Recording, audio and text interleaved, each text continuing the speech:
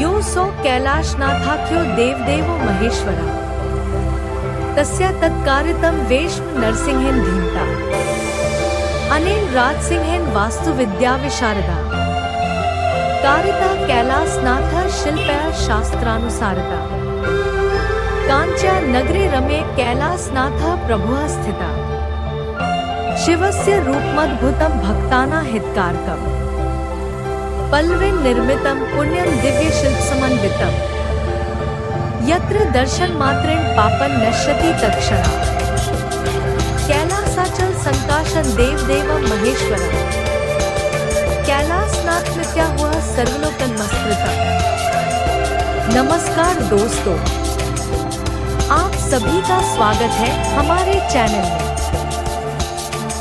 आज हम आपको लेकर चल रहे हैं दक्षिण भारत के एक विशेष आध्यात्मिक एपिसोड में। दोस्तों, भारत के मंदिरों की बात हो और कांचीपुरम का जिक्र न आए, ऐसा हो ही नहीं सकता। लेकिन आज मैं आपको उस मंदिर के दर्शन कराने जा रहा हूँ, जिसे कांचीपुरम का आदि मंदिर कहा जाता है, कैलाशनाथ मंदिर। ये सिर्फ पत्थर की एक इमारत नहीं, बल्कि 8वीं शताब्दी का वो जीवंत इतिहास है जिसने दक्षिण भारत के द्रविड़ स्थापत्य कला की दिशा बदल दी। कांचीपुरम स्थित कैलाशनाथ मंदिर, जिसे कैलाशनाथ मंदिर भी कहा जाता है, पल्लव काल का एक ऐतिहासिक हिंदू मंदिर है जो कांचीपुरम, तमिलनाडु, भारत में स्थित है। शिव को समर्पित यह मंदिर कांचीपुरम के सबसे पुराने जीवित स्मारकों में से एक है। यह द्रविड़ वास्तुकला को दर्शाता है और इसका निर्माण लगभग 700 ईस्वी में नरसिम्हावर्मन द्वितीय द्वारा करवाया गया था, जिसमें महेंद्रवर्मन तृतीय द्वारा कुछ अतिरिक्त निर्माण किए गए थे। वर्गाकार योजना वाले इस मंदिर में एक मुखमंडप, प्रवेश कक्ष, एक महामंडप, सभा कक्ष और एक मुख्य गर्भगृह, पवित्र स्थान है जिसके ऊपर 4 मंजिला विमान बना हुआ है। मुख्य गर्भगृह 9 मंदिरों से घिरा हुआ है, जिनमें से 7 बाहर और 2 गर्भगृह के प्रवेश द्वार के दोनों ओर स्थित हैं। सभी में शिव की मूर्तियां हैं। मंदिर के प्रांगण, आंगन की बाहरी दीवारें भी कोठरियों से घिरी हुई हैं। कैलाशनाथर मंदिर अपनी जटिल नक्काशीदार हिंदू कला के लिए प्रसिद्ध है, जो 7वीं शताब्दी के उत्तरार्ध और 8वीं शताब्दी के आरंभिक तमिल परंपरा की कृतियों से परिपूर्ण है। ये कृतियां मुख्यतः शैव धर्म से संबंधित हैं, लेकिन इनमें वैष्णव धर्म, शक्तिवाद और वैदिक देवताओं से संबंधित विषय भी महत्वपूर्ण रूप से शामिल हैं। यह मंदिर तमिलनाडु में हिंदू भित्तिचित्र कला के प्रारंभिक और सर्वोत्तम नमूनों में से एक के लिए भी उल्लेखनीय है। ये नमूने प्रांगण की भीतरी दीवारों पर पाए जाते हैं। भित्तिचित्रों की शैली अजंता गुफाओं और कांचीपुरम में स्थित 8वीं शताब्दी के वैकुंठ पेरुमल मंदिर के ऐतिहासिक चित्रों में भी मिलती है।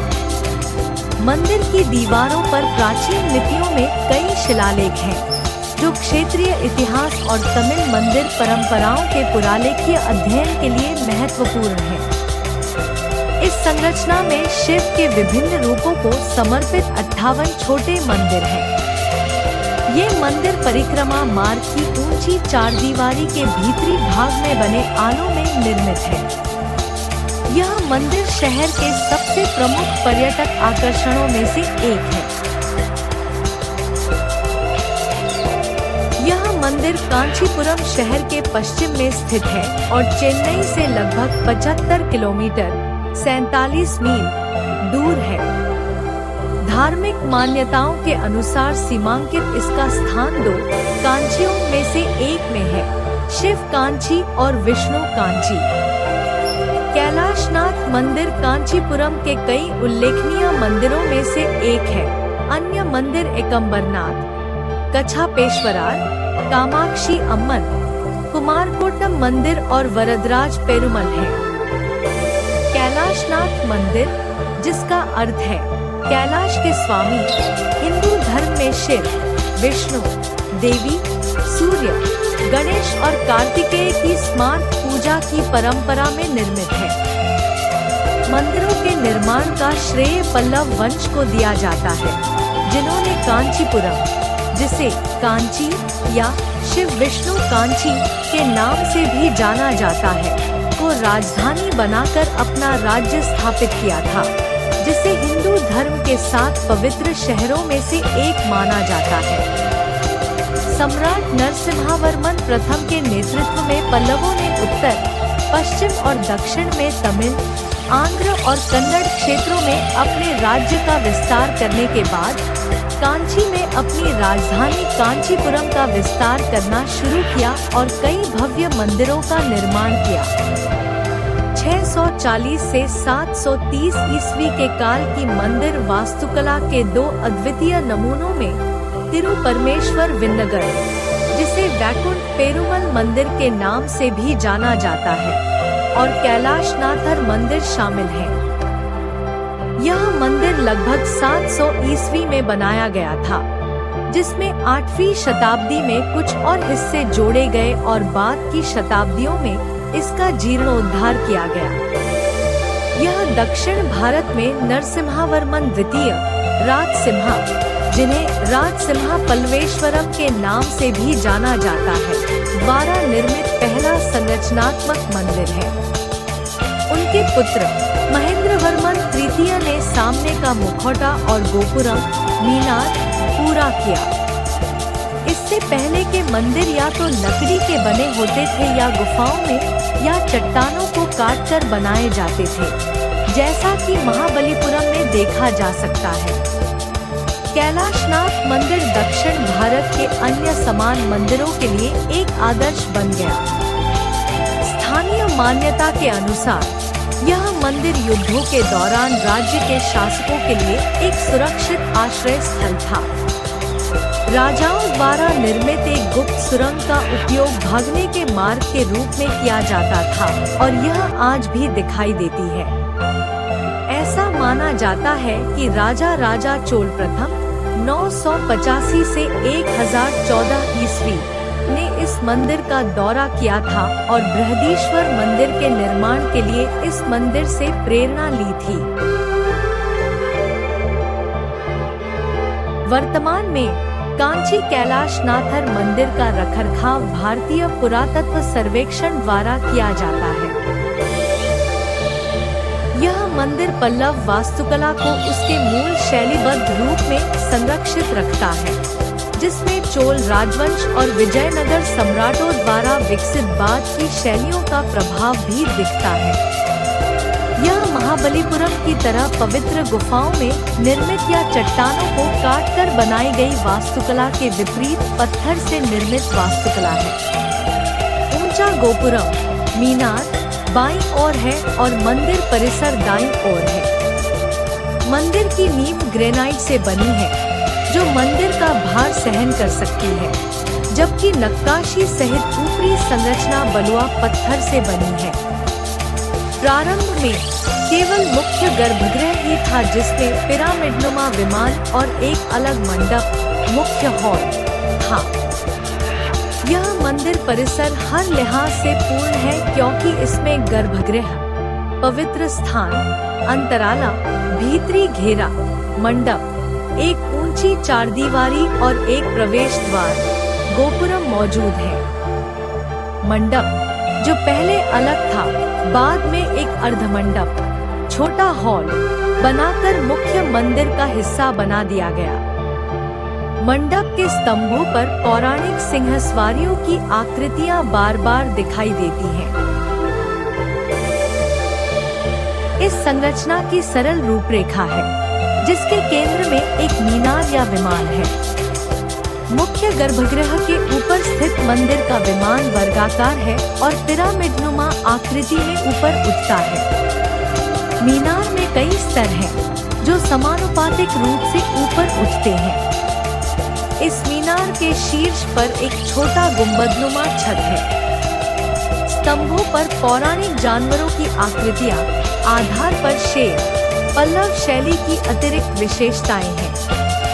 प्रवेश द्वार पर गोपुरम की दीवारें प्लास्टर की हुई हैं। इसकी प्रवेश दीवार पर 8 छोटे मंदिर और एक गोपुरम है, जो मुख्य गोपुरम का पूर्ववर्ती है। बाद में मंडप और गर्भगृह को अर्धमंडप नामक एक मध्यवर्ती कक्ष द्वारा जोड़ा गया, जिसके बारे में कहा जाता है कि इसने मंदिर की सुंदरता को कुछ हद तक कम कर दिया। मंदिर आयताकार रूपरेखा में दीवारों से घिरा हुआ है। मुख्य मंदिर में गर्भगृह में काले ग्रेनाइट पत्थर से निर्मित 16 भुजाओं वाला शिवलिंग स्थापित है। मुख्य मंदिर की दीवारों के भीतर पादबंद अधिष्ठान मुख्य आसन है, जिस पर देवताओं की अत्यंत सुंदर नक्काशीदार प्रतिमाएं हैं और थोड़ी दूरी पर नंदी की एक मूर्ति है जो देवता की रक्षा करती है। मुख्य मंदिर की बाहरी दीवारों के प्रत्येक फलक पर देवी देवताओं की अनेक नक्काशी की गई है।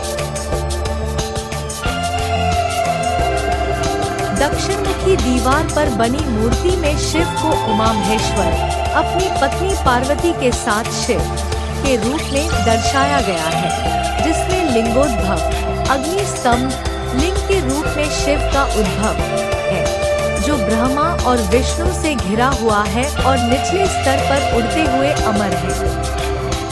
पश्चिम की ओर मुख वाले हॉल में संध्या तांडव मूर्ति और ऊर्ध्व तांडव मूर्ति के रूप में शिव की मूर्तियां हैं और इस समूह को नृत्य मुद्रा में गणों की छवियों के साथ साथ ब्रह्मा, विष्णु, नंदी और पार्वती की छवियों से पूरा किया गया है।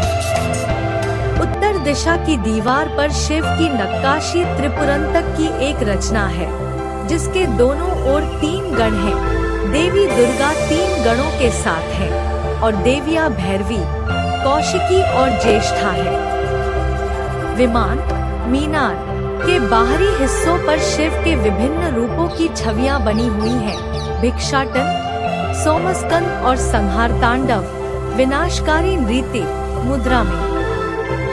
प्राकार परिक्रमा मार्ग की भीतरी दीवारों में दुर्गा, कार्तिकेय, भवती, त्रिपुरांतक, गरुड़ारूढ़ विष्णु, असुर संहार, राक्षसों का वध, नरसिम्हा विष्णु का अवतार, त्रिविक्रम विष्णु का एक और अवतार, शिव तांडव नृत्य मुद्रा में शिव द्वारा ब्रह्मा का 5वां सिर काटना, दक्ष के यज्ञ का अपमान, ब्रह्मा और उनकी छवियों की आकाश गंगा है।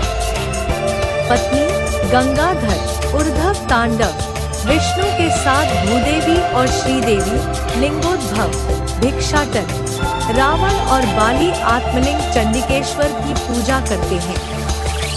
बैल पर बैठे अर्धनारीश्वर की छवि सभी छवियों में सबसे उल्लेखनीय मानी जाती है। विमान की दक्षिणमुखी दीवार पर शांति और स्थिरता की मुद्रा में बैठे शिव की एक अत्यंत सुंदर प्रतिमा है, जिसे दक्षिणामूर्ति के नाम से जाना जाता है और इसकी पश्चिमी दीवार पर शिव लिंगोद्भव रूप में विराजमान है। मीनार की सभी बाहरी सतहों पर अनेक मंदिर बने हुए हैं, जो लघु मंदिरों के समान प्रतीत होते हैं। इन मंदिरों की 3 विशेषताएं हैं: साला कुटा और पंजारा। प्रवेश द्वार की दीवार पर 8 छोटे मंदिर भी सुशोभित हैं। मुख्य मंदिर को घेरने वाली परिसर की दीवार के आलों में 58 छोटे मंदिर बने हुए हैं। इनमें शिव और उनकी पत्नी पार्वती की सोमस्कानन प्रतिमाएं विभिन्न नृत्य रूपों में चित्रित हैं। मूर्तियों की सबसे खास बात यह है कि इनमें कई दिशाओं में उभरे हुए सीधे खड़े शेरों का भरपूर चित्रण किया गया है। यहाँ शिव की 2 मूर्तियाँ हैं, जिनमें उन्हें हाथ में अलापिनी वीणा, तार वाला वाद्य यंत्र पकड़े हुए दिखाया गया है। उक्त मूर्तियों में पाई जाने वाली वीणा और आज की वीणा में बहुत अंतर है। यहाँ मत्व्यालस प्रक्षणम की सुंदर मूर्तियाँ भी हैं। मंदिर में सबसे पुराना पत्थर का शिलालेख भी है, जिसमें 28 शैव गुणों, शैव संतों का उल्लेख है। जिनमें पल्लव राजा राज सिंहवर्मन ने शैव धर्म में अपनी आस्था व्यक्त की है। भीतरी दीवारों पर बने भित्ति चित्र अच्छी तरह से संरक्षित है। परिसर की दीवार के साथ एक प्रतीकात्मक अर्थ वाला परिक्रमा मार्ग स्थित है। परिक्रमा करने के लिए एक संकरा प्रवेश द्वार है, जिससे भक्तों को रेंगकर गुजरना पड़ता है। इस मार्ग तक पहुंचने के लिए 7 सीढ़ियां चढ़नी पड़ती है। इस संकरे मार्ग से गुजरना जीवन के सफर का प्रतीक है। परिक्रमा पूरी करने के बाद बाहर निकलने का रास्ता एक गड्ढे या किसी अन्य संकरे मार्ग से होकर जाता है, जो मृत्यु का प्रतीक है। इस मार्ग के प्रवेश द्वार को मृत्यु द्वार कहा जाता है। ऐसा माना जाता है कि विभिन्न देवी देवताओं की परिक्रमा करने से स्वर्ग जाने के समान ही आशीर्वाद प्राप्त होता है। परिक्रमा पूरी करने के बाद रेंगकर मार्ग से बाहर आना माता के गर्भ से बाहर आने का प्रतीक है और हिंदुओं के पुनर्जन्म के विश्वास की व्याख्या भी करता है। इसलिए इस निकास द्वार को जन्म द्वार कहा जाता है। एक अन्य मान्यता यह भी है कि इस परिक्रमा मार्ग को पूरा करने से पुनर्जन्म का चक्र टूट जाता है और व्यक्ति को मोक्ष प्राप्त होता है। यह मार्ग बुढ़ापा, मृत्यु और पुनर्जन्म सहित जीवन चक्र की व्याख्या करता है। महाशिवरात्रि मंदिर का सबसे बड़ा त्योहार है। जब हजारों भक्त शाम के समय मुख्य देवता की पूजा करने के लिए मंदिर में आते हैं।